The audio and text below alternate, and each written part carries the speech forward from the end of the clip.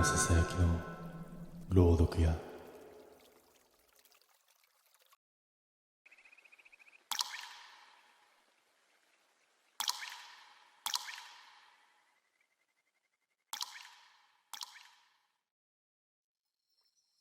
あれは俺が20歳だった頃の話だ。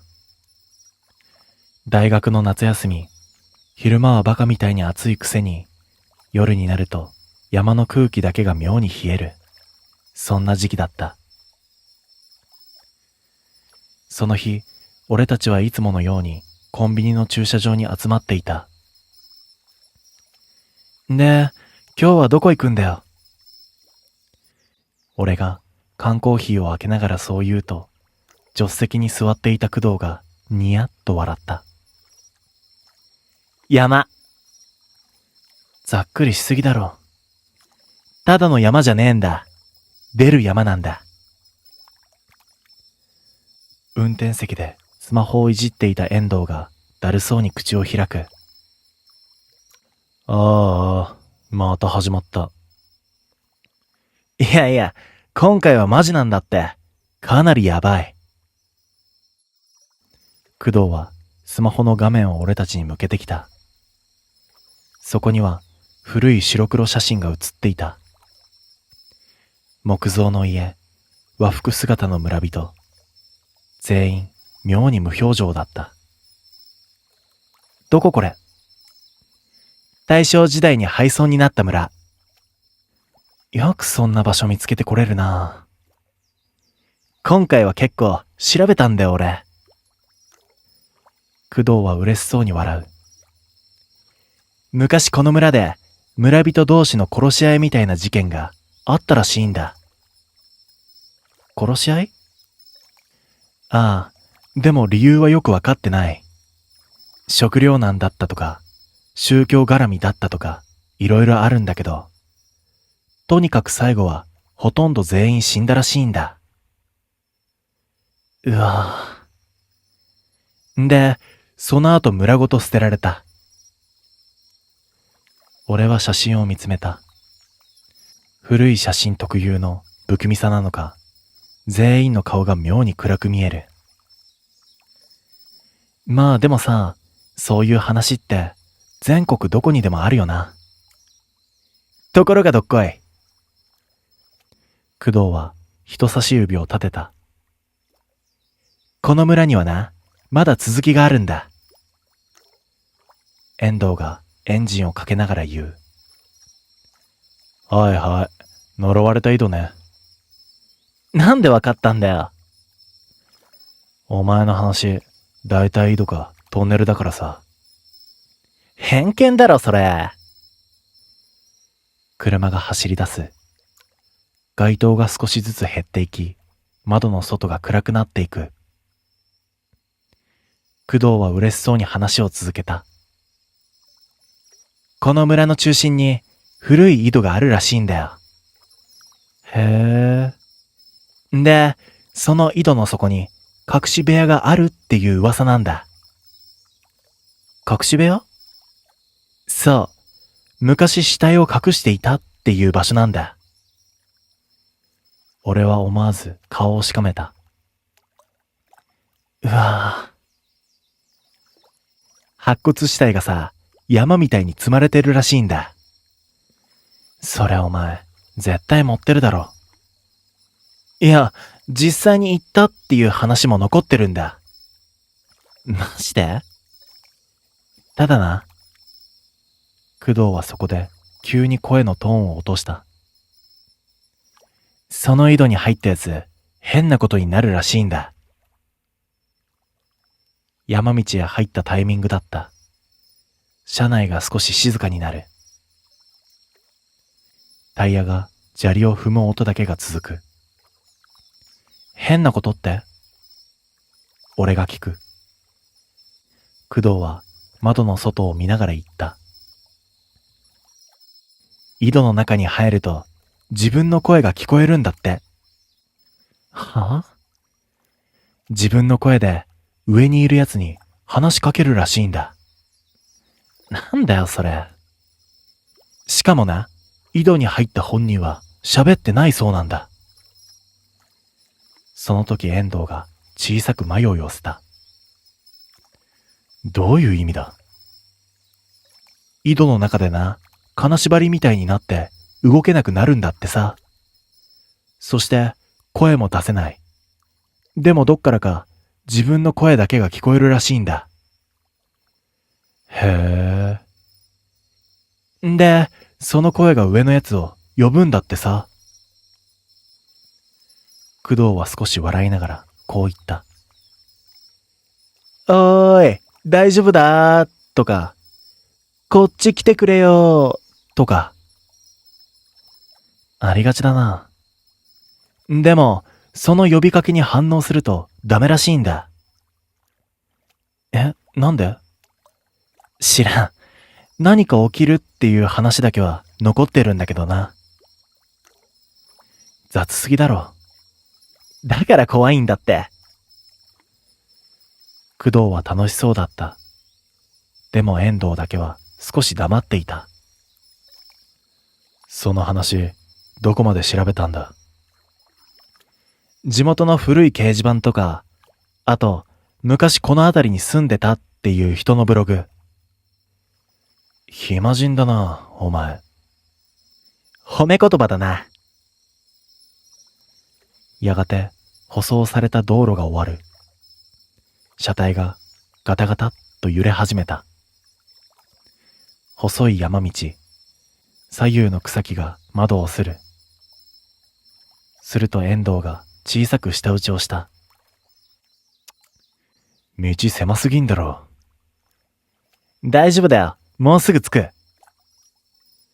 工藤が前を指した。木々の隙間に黒い影が並んでいる。廃屋だった。崩れかけた木造家屋が山の中に点々と残っている。まるでそこだけ時間が止まっているみたいだった。うわ。俺は思わず声を漏らした。だけど妙だった。山なのに虫の声が少なかった。風も吹いていない。遠藤が車を止め、エンジンを切る。その瞬間、あたりが異様な静けさに包まれた。なんか嫌だな、ここ。俺がそう言うと、工藤はニヤッと笑った。だろ？そして懐中電灯を向ける。草むらの奥、そこには古い井戸があった。井戸の縁からは黒ずんだ太いロープが垂れている。まるで誰かが最近まで使っていたみたいに。井戸を見た瞬間、さっきまで騒いでいた工藤も少しだけ黙った。思ったより雰囲気あんな。懐中電灯の光に照らされた井戸は想像以上に古かった。石積みの縁には苔がびっしり張り付いていて、ところどころ黒く変色している。問題はそのロープだった。井戸の中へ向かって垂れている太い縄。かなり古そうなのに途中が妙に擦れている。それは最近まで誰かが使っていたみたいに。いや、これ誰か来てるだろう。俺が言うと工藤も苦笑いした。だよな。遠藤だけは黙って井戸を見下ろしていた。懐中電灯を向けてもそこは見えない。黒かった。光を飲み込んでいるみたいに。深いなぁ。遠藤がボソッと言う。その時だった。どこか遠くで、カーとカラスの鳴く声がした。俺はなんとなく肩をすくめる。うわぁ、ベタだな。カラスってさ、こういう時だけ空気読むよな。工藤は笑いながら井戸の縁を軽く蹴った。コンと乾いた音が響く。で、遠藤が言った。誰が行くんだ。その空気で、俺と工藤は同時に遠藤を見た。いや、俺は行かねえぞ。遠藤が即座に首を振った。なんで俺なんだよ。運転手だから？関係ねえだろ。一番冷静じゃん。だからって、井戸を降りる理由にはならねえよ。すると工藤がニヤニヤしながら言った。んじゃあ、公平に決めるか。嫌な予感しかしねえ。じゃんけん。三人同時に手を出した。結果。しゃあ！俺が勝った。遠藤も勝った。そして。はあ、なんで俺なんだよ。工藤だけが負けた。語り部から死ぬんだよ。遠藤が真顔で言う。縁起悪いよ。ほら、行けよ。工藤はブツブツ文句を言いながらもロープを握った。だが降りる直前、急に真顔になった。なあ。俺と遠藤を見る。さっきの話、覚えてるよな。自分の声がどうとかってやつ？ああ、そうそう。工藤は井戸の中を見下ろした。もし、下から俺の声がしても、絶対に反応すんなよ。はいはい。いや、マジだからな。工藤の声は妙に真剣だった。呼ばれても来んなよ。遠藤だけはふざけずにうなずいた。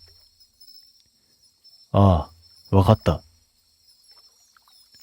工藤は少し安心したみたいに笑った。まあ、どうせなんもねえと思うけどさ。そう言ってロープをつかむ。ギシッと縄がきしんだ。うわ、怖っ。落ちんなよ。お前ら、もし俺が死んだら、ちゃんと警察呼んでくれよ。気分次第。この白状者。工藤はそう叫びながら、少しずつ井戸の中へと降りていった。懐中電灯の光が、下へと小さくなっていく。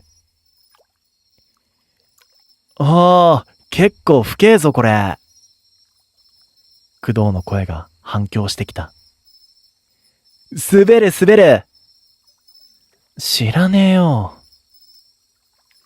やがて、工藤の姿は完全に闇に飲まれた。声だけが聞こえる。うわ、くっさ。大丈夫か？多分な。その声が妙に遠い。井戸の底ってこんなに深かったか。俺はなんとなく縁から中を覗き込んだ。暗い懐中電灯の光だけがかすかに見える。すると、あ！下から工藤の声。なんかある。ガサッと何かをする音。横穴？その瞬間だった。ぷつりと工藤の声が止まった。井戸の中が静かになる。工藤？返事はない。遠藤も黙っている。妙に嫌な沈黙だった。数秒、いや、1分くらいだったかもしれない。時間の感覚が変だった。そして突然、おーい！工藤の声が響いた。俺は少しほっとした。なんだよ、びっくりさせんなって。だが、次の瞬間、遠藤がゆっくりとこっちを見た。今の聞いたか？え？声。いや、工藤だろ。遠藤は迷いを捨ていた。その顔を見て、俺も少し不安になる。するとまた、下から工藤の声。大丈夫だ。やっぱなんもなかったぞ。なんだろう。普通の工藤の声だ。いつもの喋り方。なのに、どこか妙だった。感情が薄いというか、妙に平坦だった。遠藤が井戸を見下ろしたまま言った。桐谷、ん？あいつ、なんて言って降りた？え？降りる前。俺は少し考える。そして、背筋が冷えた。もし下から俺の声がしても、絶対に反応すんなよ。工藤は、そう言ってたよな。その時、また下から声がした。おーい、見てほしいもんがあんだ。ちょっと下来てくれよ。すると遠藤が小さく舌打ちをした。やっぱりか。俺は急に喉が渇いた。なあ。桐谷。遠藤は井戸から目を離さないままこう言った。あれ、本当に工藤だと思うか？遠藤のその一言で井戸の周りの空気が一気に冷えた気がした。え？俺は思わず井戸の中を覗き込んだ。真っ暗だった。懐中電灯の光すら見えないんだ。なのに声だけは聞こえる。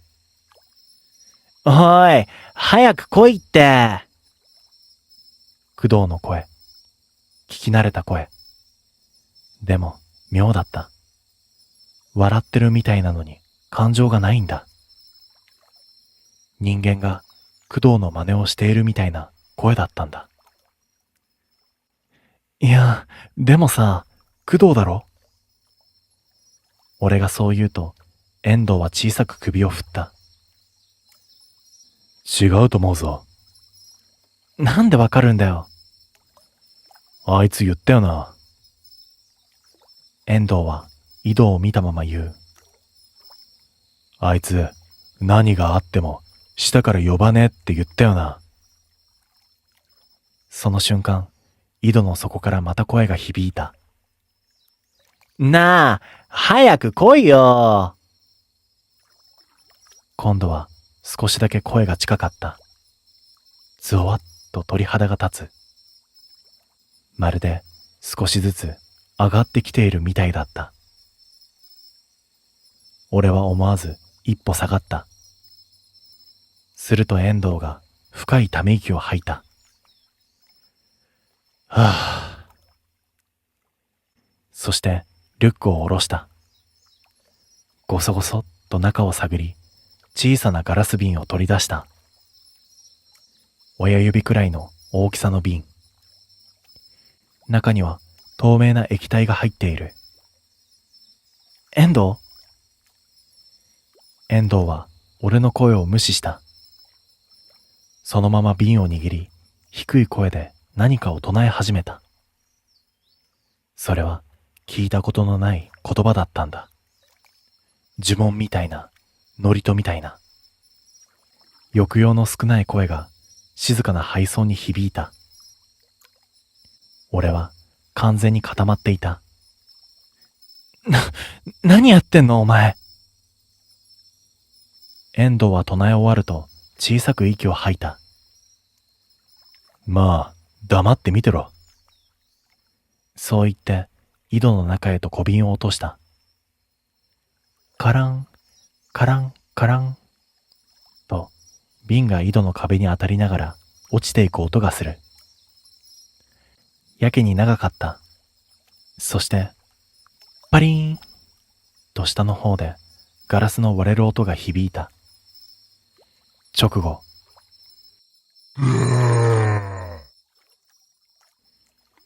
と、井戸の底から人間とも獣ともつかない絶叫が響いた。俺は反射的に耳を塞いだ。だが、その声は耳ではなく頭に響いてくるみたいだった。しかも一つじゃない。何人もの声が混ざっているんだ。男、女、子供。ぐちゃぐちゃに混ざった悲鳴だったんだ。井戸の中から生臭い風が吹き上がってきた。俺はその場に尻餅をついた。うわ！遠藤だけが井戸を睨んでいる。たく。そして呆れたようにつぶやいた。いっぺんあいつは死ねばいいんだよ。俺は震えながら笑った。いや、死んだら戻れないだろう。まあな。今回はほんと運が良かった。え？遠藤は井戸の下を見ながら言った。今の中身な、これ一個しかねえんだよ。は？これはな、親父に持たされてたんだ。出先で何かあったら使えってな。そんな貴重なもん、工藤に使ってよかったのか？すると遠藤がようやく少し笑った。案外お前もやべえやつだな。その時だった。下から弱々しい声が聞こえた。おーい。俺と遠藤が同時に井戸を見る。遠藤。ああ。今度はうなずいた。今度は本物だ。わかるのか？死者の声が混じってねえからな。意味がわからなかった。でも、さっきまでの声とは確かに違った。震えていた。怯えていた。それは生きている人間の声だった。工藤！俺は井戸に向かって叫んだ。無事か？早く引っ張ってくれ！おう！俺と遠藤は急いでロープをつかむ。重かった。下から全力でしがみついているのがわかる。お前、重てえよ。うるせえ！ギシギシとロープがきしむ。そして井戸の縁から工藤の手が見えた。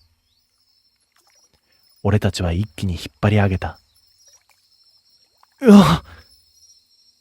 地面に転がり出た工藤を見て、俺は思わず吹き出した。顔がぐしゃぐしゃだったんだ。涙、汗、鼻水、全部混ざっている。しかも腰が抜けているのか立てていなかった。遠藤。俺は笑いながら言った。やっぱこいつ、工藤じゃないって。遠藤もロープを握ったまま言う。じゃあ落とすか。待ってくれよ。工藤は半泣きだった。こいつは紛れもなく本物だった。間違いない。しばらくして、ようやく呼吸が落ち着いた工藤が水を飲みながら言った。あれ、何だったんだよ。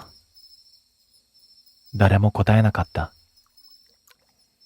工藤はまだ震えていた。下にな、部屋があったんだよ。マジであったの？ああ。工藤の顔から笑いが消えた。骨がいっぱいあったんだ。どれくらい？わかんねえ。そして工藤は唇を震わせた。山みたいだった。俺は少し黙る。すると工藤が小さな声で続けた。そしたら急にさ、体が動かなくなって。金縛り？多分。声も出ねえし、指一本動かねえの。工藤は自分の喉を押さえた。なのにさ。その時、工藤の顔色が変わった。俺の声が聞こえてきたんだよ。俺と遠藤は黙って聞く。口なんて開いてないのに、どっか後ろの方から、おーいって。工藤は震えていた。しかもな、その声笑ってたんだ。風が吹いた。廃村の奥で何かきしむ音がする。俺たちは誰も井戸を見なかった。そのまま車へ戻る。その帰り道、工藤は後部座席でずっと黙っていた。珍しかった。遠藤も何も喋らない。山道をタイヤがする音だけが続く。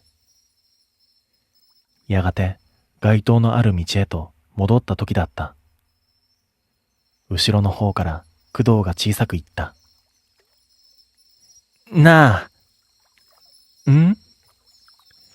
俺が振り返る。工藤は青い顔をしていた。俺さ、下にいるとき、お前らの声が聞こえてたんだよ。俺は眉を寄せた。は？こっちだって。奥に部屋があるぞって。車内が静まり返る。遠藤だけがバックミラーを見ていた。でもさ、工藤の声が震えた。でもお前らさ、井戸覗いてなかったよな。誰も答えなかった。その時カーナビが突然、ザーッとノイズを鳴らした。そして、おーいって工藤の声がした。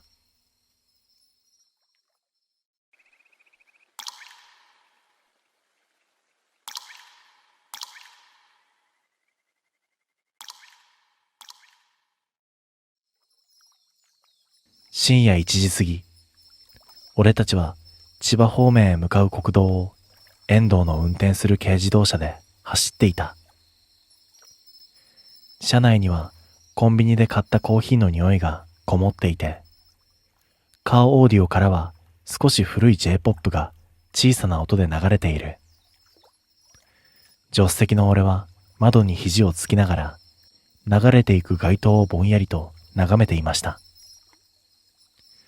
すると不意に後部座席から工藤の声が飛んできました。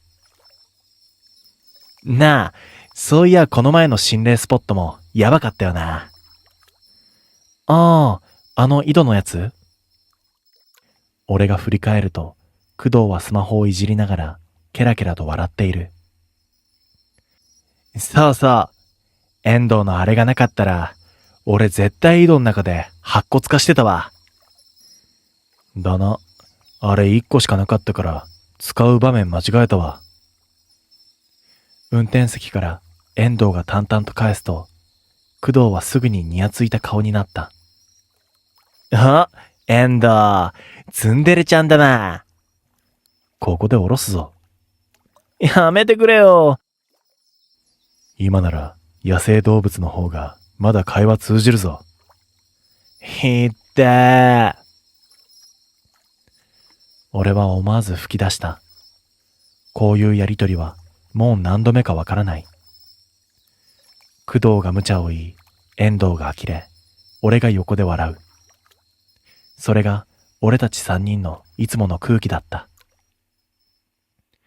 ただ最近一つだけ変わったことがあるとすれば、俺たちが行く場所がだんだんシャレにならなくなってきているということくらいだった。最初はただの肝試しだった。ハイトンネルとか夜の墓地とかその程度だ。けれど、工藤がオカルトに妙に詳しくなってからは、地元では有名だけど、マジでやばい場所、みたいなところばかり行くようになった。そして、その度に何かしらが起きる。まあ、半分くらいは工藤の自業自得なんだが。つうか、今日はどこ行くん？俺が聞くと工藤は、待ってました。と言わんばかりにスマホを掲げた。実は、もう決めてあるんだ。その顔って、絶対ろくでもない場所だな。大正解。工藤はニヤニヤしながらスマホの画面をこちらへと向けた。そこに表示されていたのは、八幡の藪知らずという文字だった。なんとなく聞いたことはあった。確か千葉にある有名な金属地だ。藪知らず？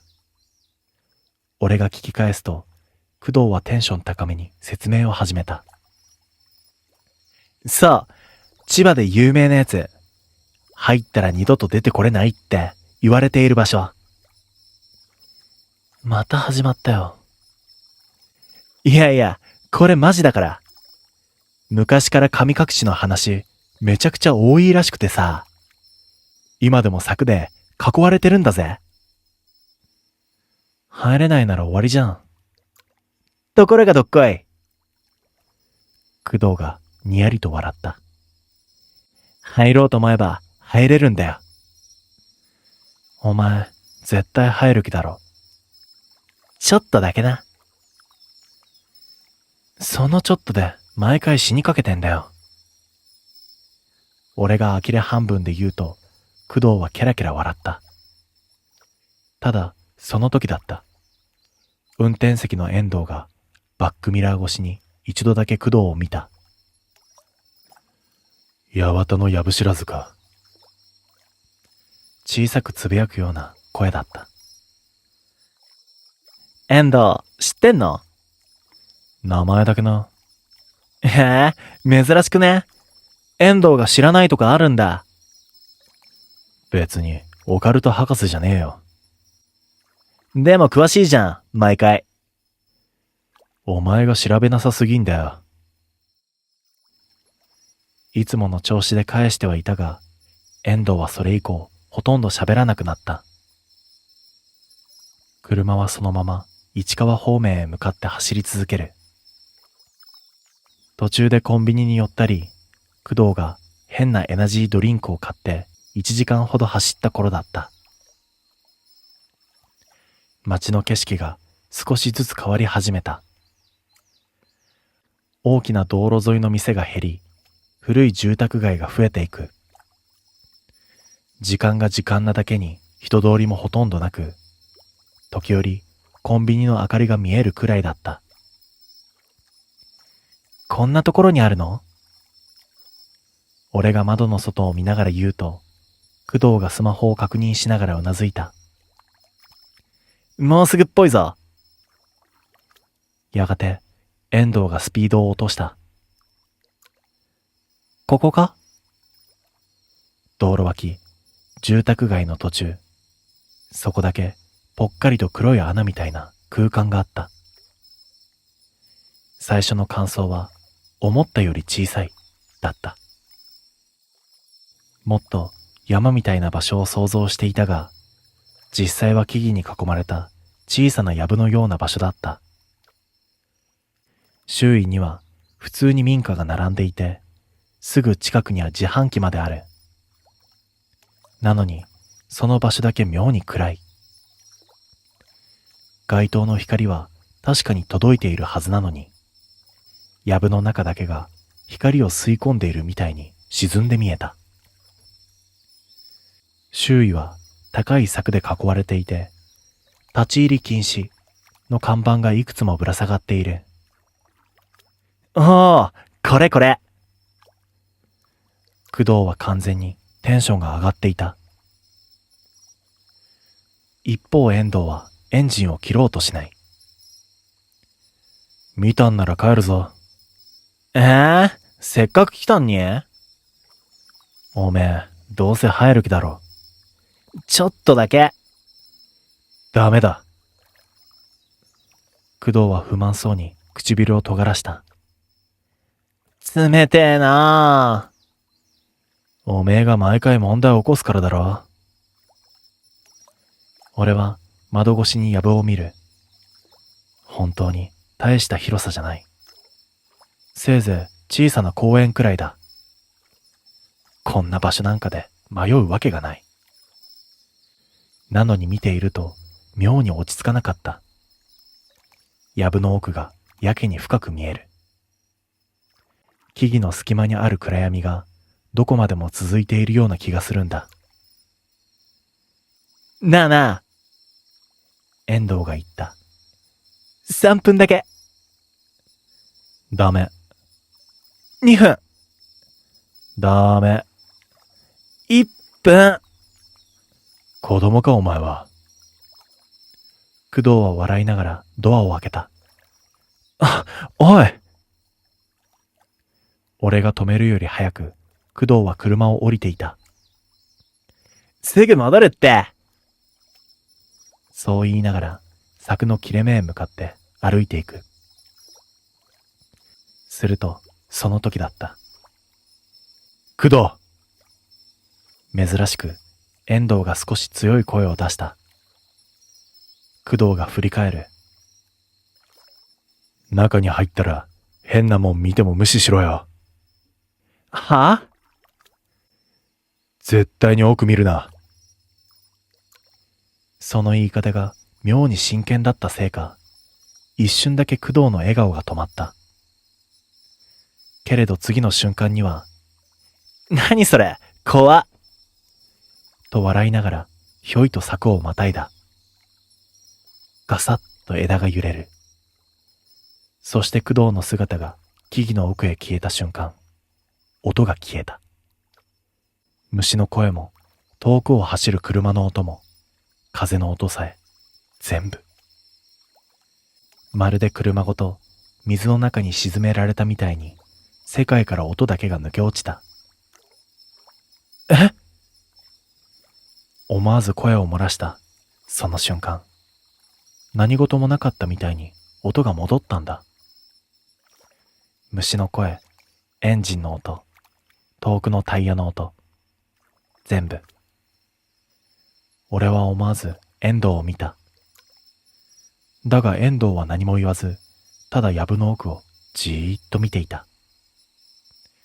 工藤の姿はもう見えない。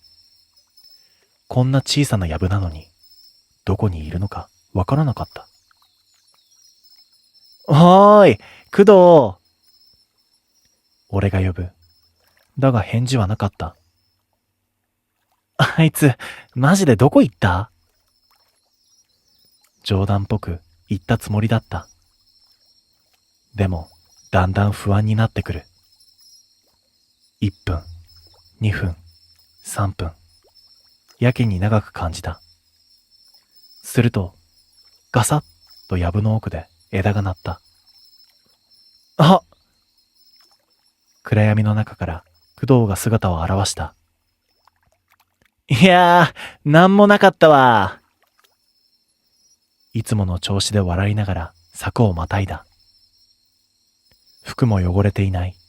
怪我もなかった。どう見てもいつもの工藤だった。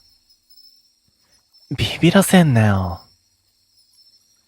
俺がため息混じりに言うと、工藤はケラケラ笑った。お前さ、マジでビビりすぎ。いやさ、急に静かになったろ今。ん？入った瞬間。そうだっけ？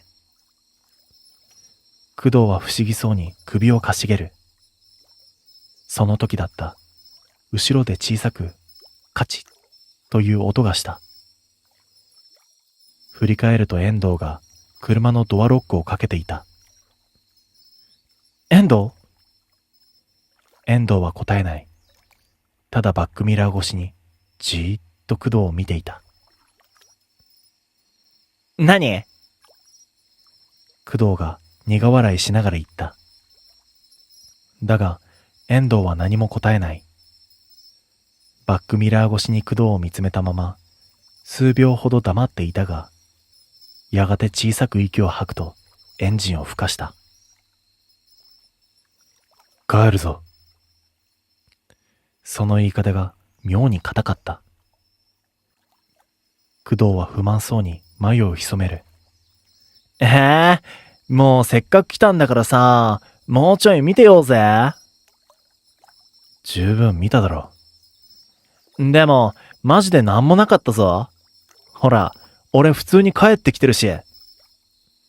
だからだよ。遠藤が小さくつぶやく。いや、なんでもない。それだけ言うと、遠藤は車を発進させた。タイヤがアスファルトを擦る音とともに、俺たちは八幡の藪知らずを後にした。バックミラー越しに見える藪は、離れていくにつれて、どんどん小さくなっていく。なのになぜか、最後まで目をそらせなかった。まるで、向こうもこっちを見ているみたいな、そんな気がしたからだ。つーかさ、遠藤さ、後部座席で工藤が笑う。なんか、今日テンション低くね？元からだよ。いや、やぶ入ったあたりから特にさ、気のせいだろ。絶対なんか気にしてるって。工藤は前の座席に身を乗り出しながら遠藤の顔を覗き込もうとする。おい、運転中に揺らすなよ。ごめん。珍しいな。何が？ちゃんと謝るんだな。ひでえよ。さっきまでと変わらないいつものやりとり。なのに、どこか空気がおかしかった。理由はわからない。ただ、なんとなく落ち着かない。遠藤が妙に静かなせいもあるかもしれない。さっきからバックミラーを確認する回数もやたら多かった。なあ。俺は後ろを振り返った。藪の中、どうだった？工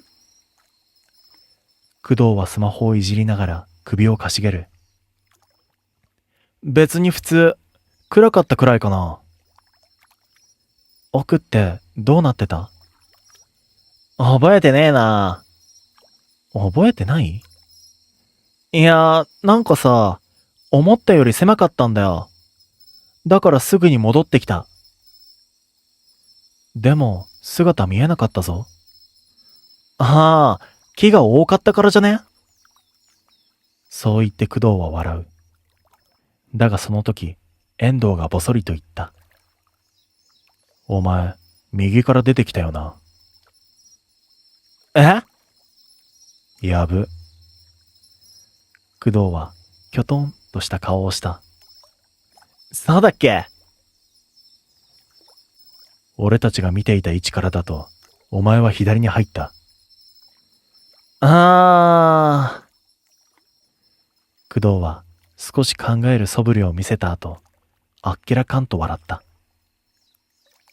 中で方向わかんなくなったんじゃね？お前さっき狭かったって言ったろ。狭え場所で迷うのか？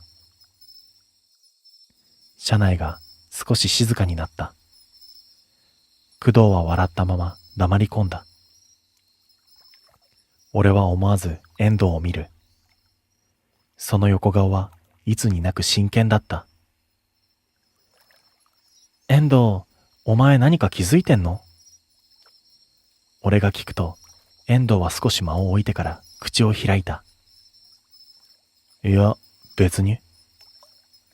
いや、絶対別に、じゃないだろう。考えすぎだ。そう言って会話を切る。だが明らかに様子がおかしいんだ。工藤もそれを感じたのか、珍しく少しおとなしくなっていた。しばらく沈黙が続く。車は人気のない道路を走り続け、街灯がフロントガラスを一定の間隔で流れていく。やがて工藤が、あっと声を上げた。そういや、動画撮ってたわ。動画？そう、藪入る時の、ほら。工藤はスマホを前に突き出してくる。画面には藪に入る直線の映像が映っていた。手ぶれだらけの動画。工藤の笑い声。暗い藪。うわぁ、思ったより暗いな。お前、よくこんなところに入ったな。だから面白いんだろう。動画の中で工藤が柵をまたぐ。その瞬間、映像が一瞬だけ乱れた。ん？ノイズ。ほんの一瞬。画面全体がざっと乱れて、音声も途切れる。電波悪かったんじゃね？工藤は気にしていない様子だった。だが遠藤が、止めろと言った。え？今んところ戻せ。工藤が巻き戻す。ノイズの瞬間で止める。車内が静かになる。画面の中、ノイズに混じって一瞬だけ何かが映っていた。藪の奥、木の隙間。そこに工藤が立っていた。は？俺は思わず声を漏らした。動画の工藤はスマホを持って撮影している。なのに、藪の奥にもう一人。同じ服、同じ顔、同じ工藤が。暗闇の中からじっとカメラを見ている。数秒、誰も喋らなかった。いや、俺は何と言えばいいのかわからなかった。見間違い？ノイズ？そう言おうとしたが無理だった。あまりにもはっきりと映っていたからだ。後部座席の工藤が小さく笑う。これ、俺じゃん。その声を聞いた瞬間だった。キキーと、突然遠藤が急ブレーキを踏んだ。体が前に投げ出された。うわっ！ぶねえ！タイヤが悲鳴みたいな音を上げた。そしてヘッドライトの真正面に誰かが立っていたんだ。俺は息を飲む。そこにいたのは工藤だった。急ブレーキの反動で俺は思いっきりダッシュボードに肩をぶつけた。後ろでは工藤が、いってーと情けない声を上げている。タイヤの擦れる音が止み、車内が静まり返った。エンジンの音だけが妙に大きく聞こえる。そしてヘッドライトの真正面、そこには工藤が立っていた。白っぽいパーカー、見慣れた髪型、間抜け面。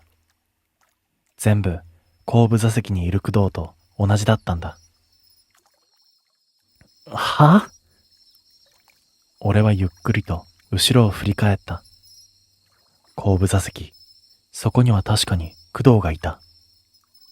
シートベルトに絡まりながら、何と騒いでいる。待って工藤もフロントガラスの向こうを見て笑顔を引きつらせた。俺じゃん。誰も動かなかった。道路の真ん中に立っている工藤はじっとこっちを見ている。ヘッドライトの光を真正面から浴びているはずなのに、なぜか顔だけが妙に暗く見えた。そして次の瞬間、そいつが一歩車に近づいた。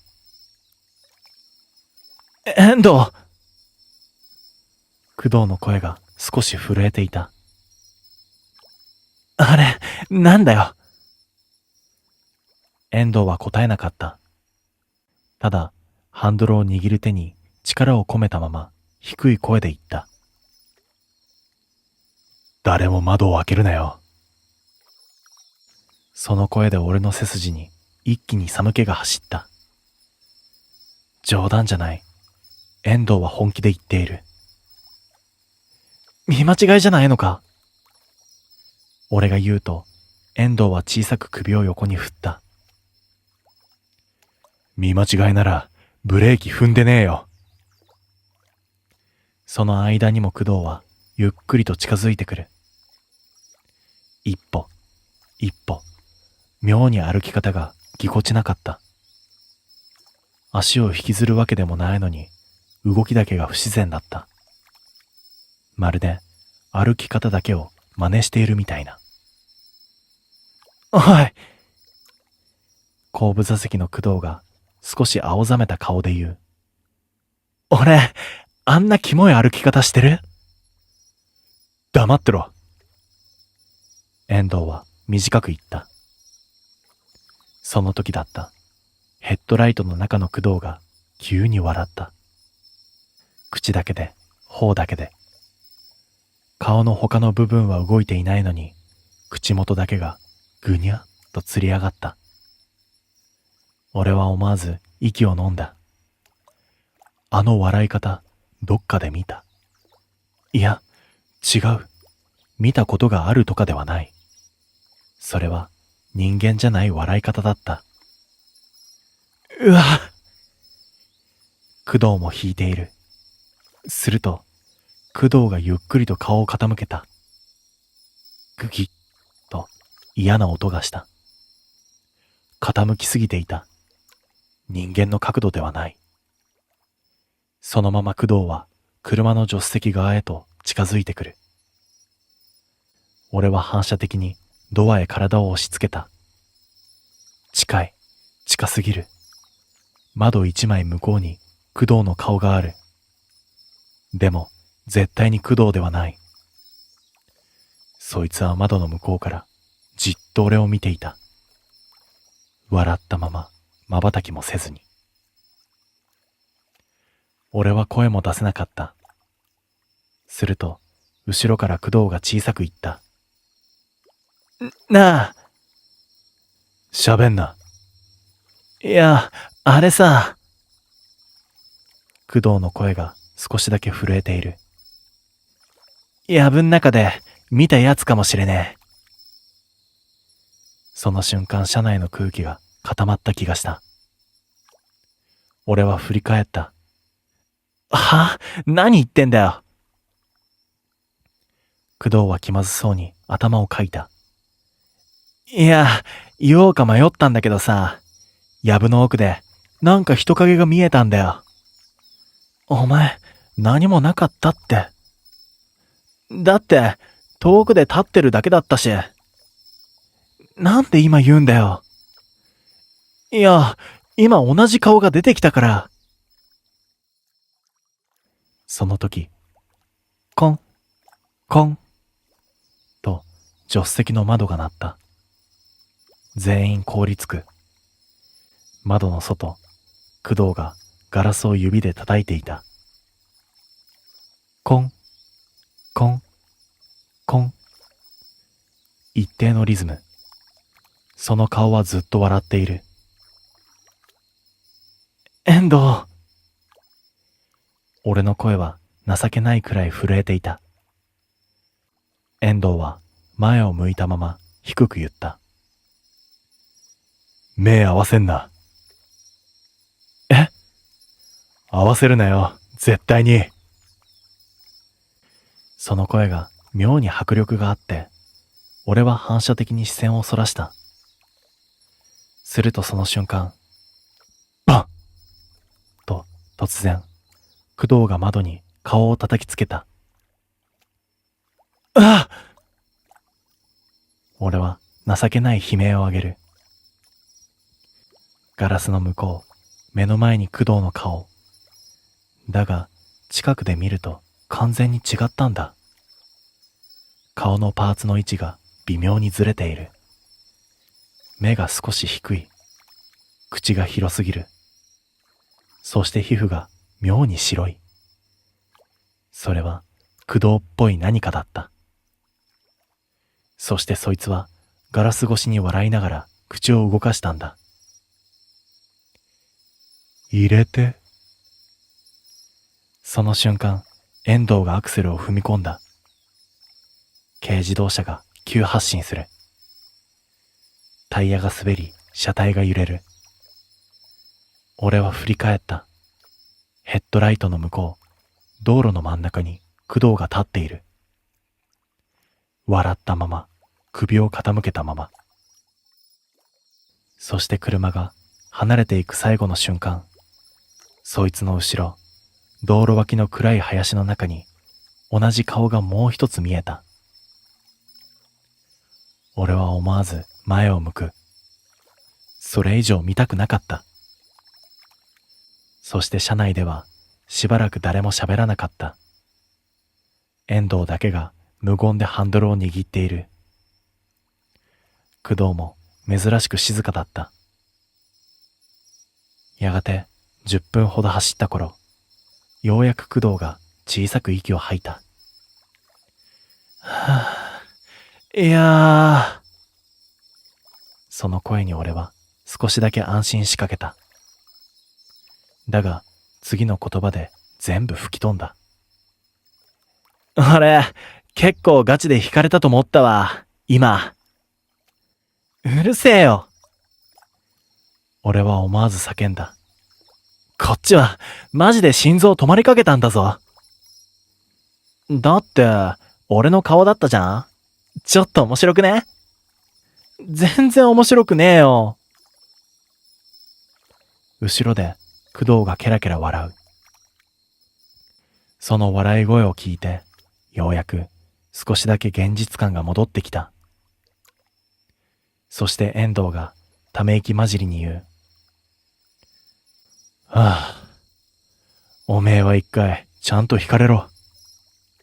遠藤、ひでえよ。そしたら少しはおとなしくなるだろう。死んでも治らんタイプだわ、俺。はあ、だからそれが一番厄介なんだよ。その時だった。後部座席で工藤が、あっと声を上げる。そういや、藪ん中の動画、まだ残ってた。早く消せ。遠藤が即答する。でも記念に。今すぐ消せ。珍しく本気の声だった。工藤は、ちゃーと言いながらスマホを開いた。その時俺はなんとなくバックミラーを見た。後部座席、スマホをいじる工藤。そのすぐ隣、暗い窓際に、もう一人工藤が座っているように見えた。俺は息を飲む。瞬きをする。だけど次の瞬間には、もう何もいなかった。どうした？遠藤が聞く。